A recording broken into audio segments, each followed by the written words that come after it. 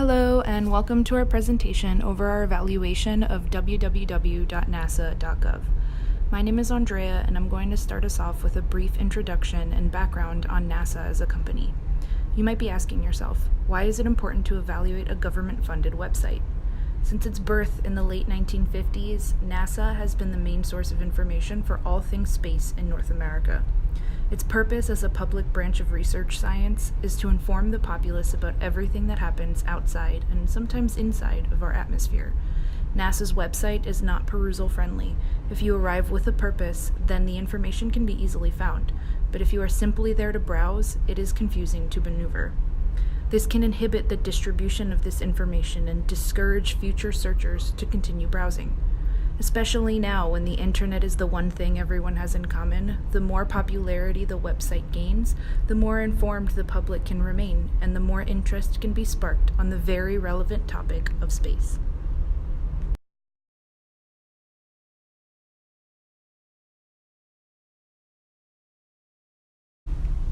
The National Aeronautics and Space Administration was established in 1958 as an independent government agency. Its predecessor was known as NACA, the National Advisory Committee for Aeronautics. Ever since its birth, even with the rise of privatized space travel, it has been considered the main resource for information and exploration on space. Unfortunately, the funding behind projects such as the moon landing come with an incentive that at the moment is not present. The last time a human walked on the moon was in 1972, and although we frequently send probes, satellites, and yes, on occasion humans out to orbit, the interest in space travel has taken a significant hit. Great things are still happening though. For example, the recent release of the first ever photographic proof that black holes are indeed real and Einstein, over 100 years ago, accurately predicted their existence. Things like this propagate interest in space, and maintaining this burst of curiosity, the largest since the 1960s, starts at improving the usability of NASA's website. I will now hand you off to Alan, who will give you more information on our plan to evaluate NASA's website.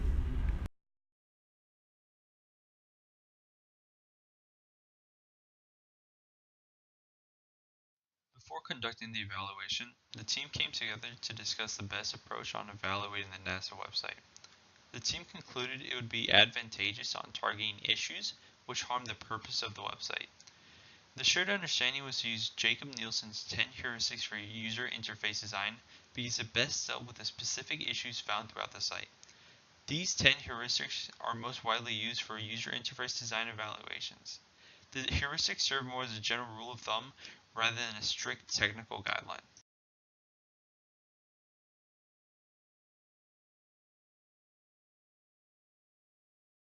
Once each member had conducted their individual evaluation of the website, the team gathered to discuss the findings and recommendations each other had made. The team sorted the heuristics by the most common violations and deduced the severity of each violation. The team prioritized the chosen heuristics because they inhibit the most threatening factors to the amount of traffic, engagement, and bounce rate of the website. These three key metrics have been found to improve the overall success of a website. Impeding the health of these metrics may be detrimental to the NASA website's future and possibly to the NASA organization itself.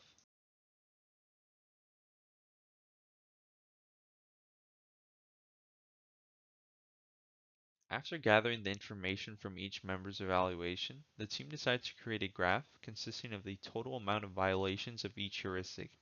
The graph displays the 7 heuristics determined to be the most violated throughout the website and how many violations were present in all of the team members' evaluations. Developing the graph allowed the team to efficiently come to a conclusive decision on what heuristics would prove important to the evaluation. From this graph, we were able to determine that aesthetic and minimalist design was the most common violation, while visibility of system status and match between system and real world were the least common.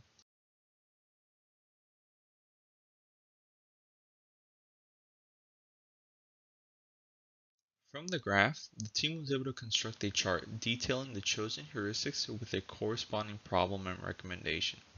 The chart also contains a severity ranking, which gives a number, 1 being of utmost concern, ranking each violation's priority and being taken care of. This was determined from the previous graph statistics along with what the team felt were the most appropriate heuristics for the evaluation. I will now hand it off to Ashley, where she will go more in depth about the heuristic violations and how the team considers to repair them.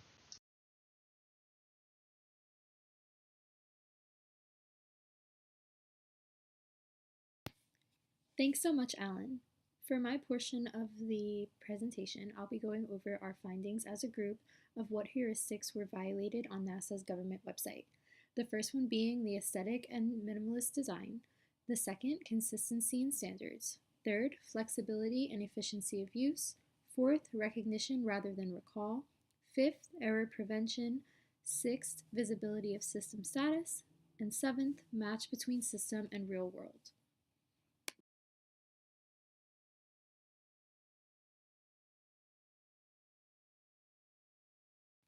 To begin, the first heuristic we found that was violated was aesthetic and minimalist design. The overall aesthetic of NASA's government website is very busy and full.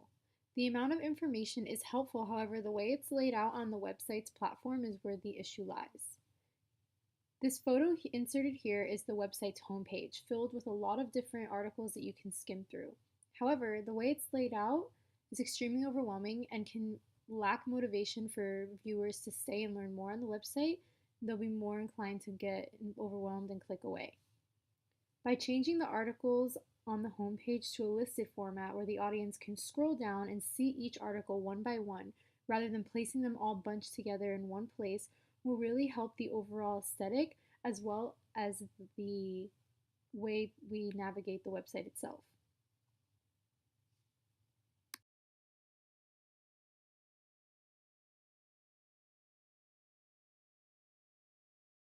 Moving on to the next heuristic violated, we have consistency and standards. The findings here for NASA's government website are quite clear and, in all honesty, upsetting. The website itself was last updated on August 7, 2017.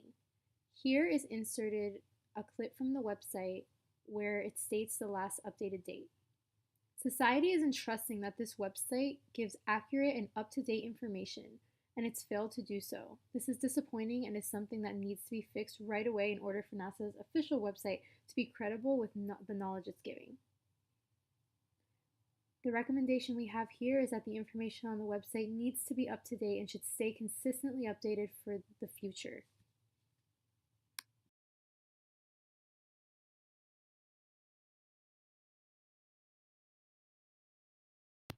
The third heuristic violated is flexibility and efficiency of use. Here, there is redundancy in the two navigation bars on top of the home page. We've inserted a clip of those navigation bars to make it a little bit easier to understand.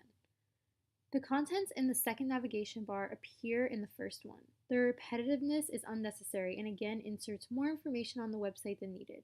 This creates an unorganized atmosphere for the audience and can make it confusing.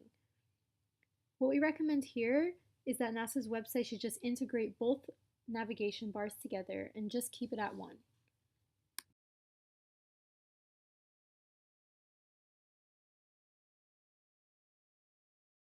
The next heuristic we found that was violated was recognition rather than recall. When using the search toolbar on NASA's website, there's no suggestions that are popping up given while typing. This feature helps to identify keywords or phrases that will make navigation easier and faster. Without it, someone may not even know if they are searching for something they will be able to find. This can cause confusion to the audience or make it more difficult to search something within the website itself. A recommendation here is that the search toolbar just begins to give keywords and phrases when typing so that you know you're looking for something you'll be able to find, and it makes it a little bit more easier to go through a website that is already so busy and filled with so much information.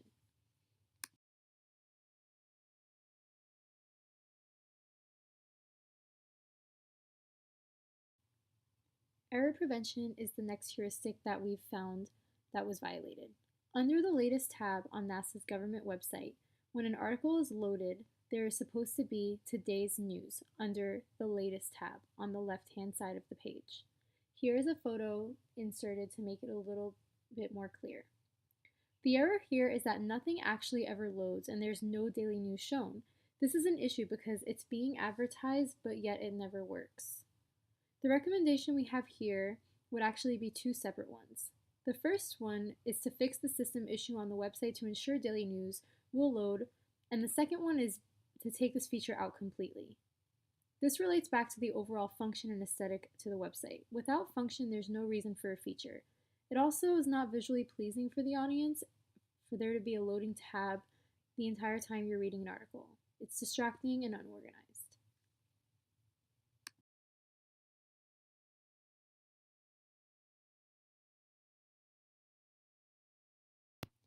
Visibility of system status is the next heuristic we found. On NASA's government website under the NASA TV section, the audience is brought to a page that automatically starts playing audio. However, there's no information on what is being played. This is not helpful or informative and can be very confusing to anyone who navigates themselves to this section of the website. Our recommendation would be to remove the autoplay feature to this section of the website and add detail as to what it is being broadcasted. This will really help the audience to know what they're listening to, as well as give them the option to listen to it or not.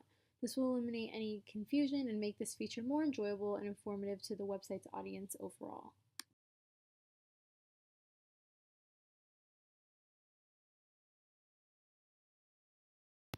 Our seventh and final heuristic found is match between system and real world. The final error detected on NASA's website is in direct relation between the audience and the website itself, with it being in regards to the benefits to you section. The overall aesthetic and function of this section is not pleasing to the audience and displays articles and information tabs to the left that do not give any useful insight whatsoever. What we would recommend for this portion of the website is that it needs to be the most engaging section of all, showing the audience exactly how NASA is relevant to each and every person that enters. The overall visualization and practicality has to be modified in this section of the website. One suggestion could be a question and answer section where website viewers, along with NASA, can interact, ask questions, and discuss different topics and information. This would bring a lot of interaction onto the website as well as make everybody feel connected. I hope you all enjoyed listening to the heuristics we've found violated on NASA's government website.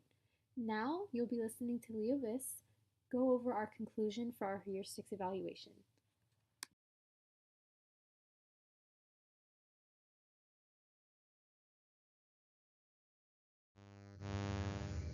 Our team's main focus was the evaluation of NSA's website. By evaluating NSA's website from an audience perspective, it makes it easy to point out certain flaws and issues that will be helpful to improve. In this evaluation, we will be improving the overall status and accessibility of the current NSA website. It is important for us to support NSA's and do what we can to improve the website and society's knowledge source in regards to all things Earth and space. Our initial evaluation led us to point out main issues we feel are important to fix, such as flaws in the layout of the homepage design, the flow of the navigation bars, and how often the information on the website is actually updated at all.